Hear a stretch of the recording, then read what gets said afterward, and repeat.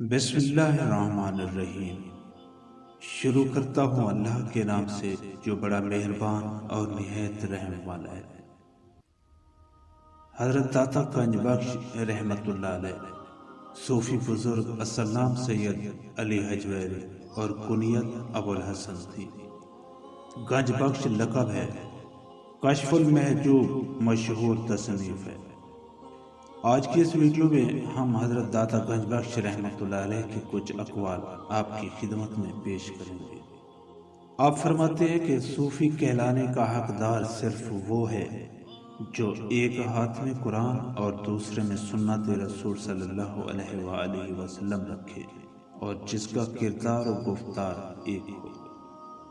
کوئی کام نفسانی غرض سے کیا جائے تو اس میں سے برکت نکل جاتی ہے۔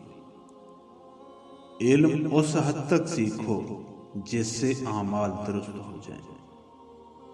کاہل فقیر، غافل امیر اور جاہل درویش کی صحبت سے بچو۔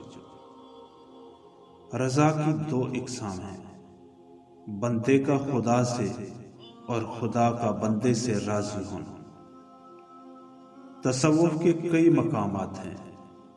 اول توبہ، دوم رجوع اللہ، سوم زہد یعنی دنیا سے پرہیز، چہارم توکل یعنی اللہ کا سہارا۔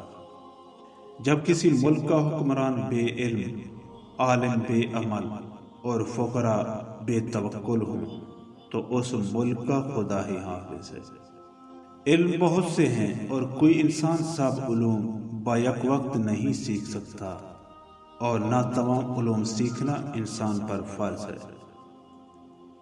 آپ فرماتے ہیں کہ غصہ عقل کو کھا جاتا ہے، جھوٹ رزق کو کھا جاتا ہے۔